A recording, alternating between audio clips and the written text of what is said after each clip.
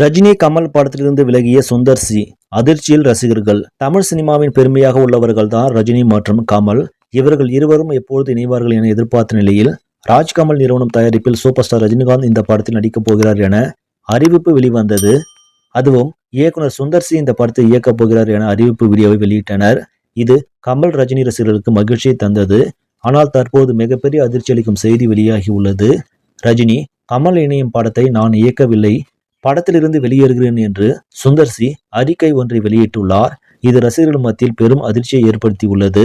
அறிவிப்பு வெளிவந்து சில நாட்களே ஆகும் நிலையில் படத்திலிருந்து விலகுவதாக சுந்தர் சி அறிக்கை வெளியிட்டிருப்பது அதிர்ச்சியை கொடுத்திருக்கிறது.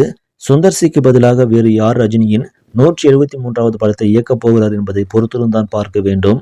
இந்த செய்தி உங்களுக்கு பிடிச்சிருந்தால் லைக் பண்ணுங்க, ஷேர் பண்ணுங்க. மேலும் இது போன்ற சினிமா செய்திகளை உடனுக்குடன் தெரிந்து கொள்ள நியூஸ் தமிழ் சேனலை சப்ஸ்கிரைப் பண்ணுங்க. நன்றி.